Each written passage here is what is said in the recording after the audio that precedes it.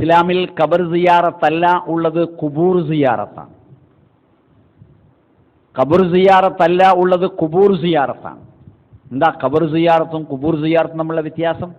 ഒറ്റപ്പെട്ട് നിൽക്കുന്ന ഖബർ ജാറമാണ് സാധാരണ, അതല്ല കാണാൻ പറഞ്ഞത്. പിന്നെയോ അത് കണ്ടാൽ മരണത്തെപ്പറ്റി ഓർമ്മയാവില്ല, ജീവിതത്തെപ്പറ്റിയേ ഓർമ്മയാവുക. മകളെ കെട്ടിക്കാനുണ്ട് മൊയ്തീൻ ഷേഖേ, വള്ളക്കൊണക്കടാണ് റിഫായി ഷേഖേ, കുഞ്ഞുങ്ങളില്ല മുനമ്പത്തെ ബീവിയെ, ഇതാ ഓർമ്മയാണ്. ഇഹലോകത്തിൻ്റെ കാര്യമാണ്.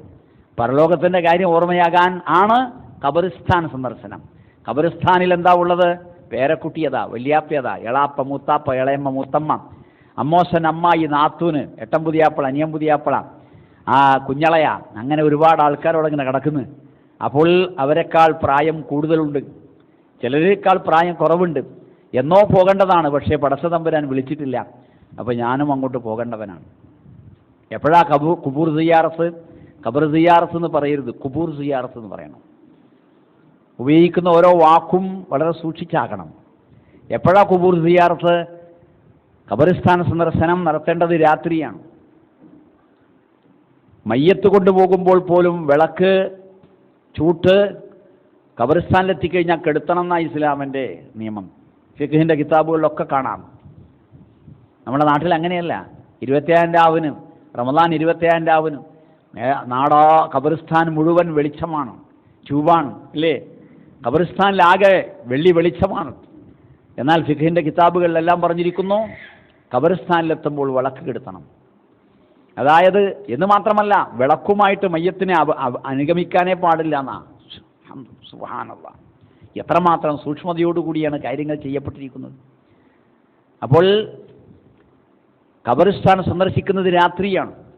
നബി സല്ലല്ലാഹു അലൈഹി വസല്ലം വിരിപ്പിൽ നിന്ന് എഴുന്നേൽക്കുന്നു രാത്രി പാതിരാക്ക്. എഴുന്നേറ്റ് ഭാര്യയെ വിളിച്ചു നിർത്താതെ നടന്നു പോകുന്നു. പെട്ടെന്ന് ഉണർന്നു പോയ ആയിഷ റളിയല്ലാഹു അൻഹ തപ്പി നോക്കുന്നു, ഭർത്താവിനെ കാണാനില്ല. വേലക്കാരനെ പറഞ്ഞയക്കുന്നു, എവിടെ പോയി അന്വേഷിക്കും. അപ്പോൾ അദ്ദേഹം അതാ ബഖീഉൽ മിർഖദിലേക്ക്, അഥവാ ജന്നത്തുൽ ബഖീ എന്ന് പറയുന്ന ഖബറിസ്ഥാനിലേക്ക് പോയിക്കൊണ്ടിരിക്കുകയാണ്. എന്തിന്? ഖബറിസ്ഥാന സന്ദർശനത്തിന്.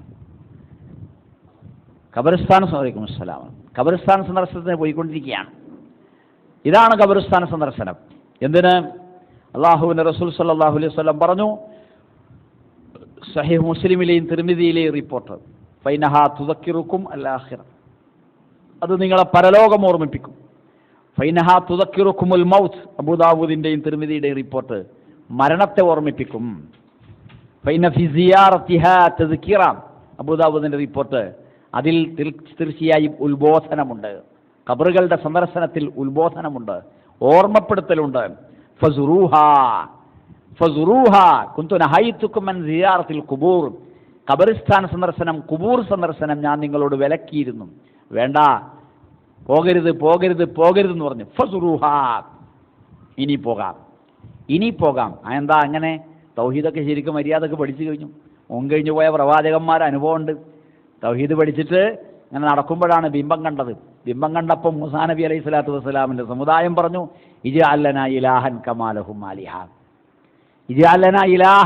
ലഹും ആലിഹ, അവർക്ക് ദൈവങ്ങളുടെ പോലെ ഞങ്ങൾക്കും നിങ്ങൾ ഒരു ദൈവത്തെ നിശ്ചയിച്ചു തരണം. ആരാ പറഞ്ഞത്? മുജാഹിദ്, തൗഹീദിൻ്റെ മക്കളായി പറഞ്ഞത് അല്ലേ? തൗറാത്ത് വാങ്ങാൻ പർവ്വതത്തിൻ്റെ മുകളിലേക്ക് പോയ തക്കത്തിൽ സാമിരി മുസ്ലിയാർ ഒരു പശുക്കുട്ടിയെ ഉണ്ടാക്കിയിട്ട് പറഞ്ഞു, ഹാദാ ഇലാഹു മൂസ, ഇതാ മൂസായുടെ ദൈവം. ഫനസിയ, അദ്ദേഹം നിങ്ങളോട് പറയാൻ മറന്നതാണ്, അത് എന്നെ ഏൽപ്പിച്ചതാണ്. ഓക്കെ, നിങ്ങൾ മൂസാ നബിയുടെ കസേരയിൽ സാമിരി മുസ്ലിയാർ കയറിയിരുന്നു. എന്നിട്ട് അതിനെ ആരാധിച്ചു. എന്തുകൊണ്ടാണ് ഉണ്ടാക്കിയത്? അവരവരുടെ മുഴുവൻ ആഭരണങ്ങൾ കൊണ്ട്, സ്വർണ്ണാഭരണങ്ങൾ കൊണ്ടാണ് ഉണ്ടാക്കിയത്. അതുപോലെ ഹൈബർ യുദ്ധത്തിന് പോകുമ്പോൾ ഒരു മരത്തിൻ്റെ ചില്ലകളിൽ വാള് കെട്ടിത്തൂക്കിയിട്ട് ബർക്കത്ത് വാങ്ങിയിട്ട് നല്ല ഉഷാറുള്ള വാളുമായിട്ട് യുദ്ധം ചെയ്യുന്ന അവിശ്വാസികളെ കണ്ടപ്പോൾ നമ്മളെ ചങ്ങാതിമാർ, സഹാബിമാർ, റസൂലുള്ളാഹിൻ്റെ അനുയായികളിൽപ്പെട്ട പുതുതായി വന്ന കക്ഷികൾ പറയാണ്, ഇജഅല്ലനാ ദാത്ത അൻവാത്ത് കമാലഹും ദാത്തു അൻവാത്ത്, അവർക്ക് ബർക്കത്ത് വാങ്ങാൻ മരമുള്ള പോലെ ഞങ്ങൾക്കും നിങ്ങളൊരു മരം നിശ്ചയിച്ചു തരണം. സുബ്ഹാനല്ലാഹ്, എന്താ ഇത്?